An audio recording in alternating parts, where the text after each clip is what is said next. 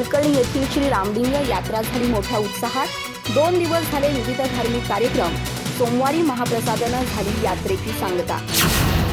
गडिंग्लज तालुक्यातील हलकर्णी येथील ग्रामदैवत आणि पंचक्रोशीतील भाविकांचं श्रद्धास्थान श्री रामलिंग देवाची यात्रा मोठ्या उत्साहात संपन्न झाली।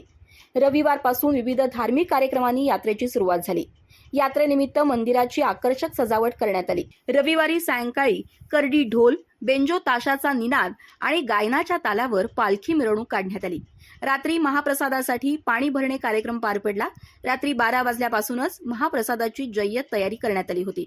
भजनाच्या कार्यक्रमाचे आयोजन करण्यात आलं होतं। सोमवार हा यात्रेचा मुख्य दिवस होता। सकाळी नूल मठाचे गुरुसिद्धेश्वर स्वामी यांच्या हस्ते पूजा करून आरती करण्यात आली।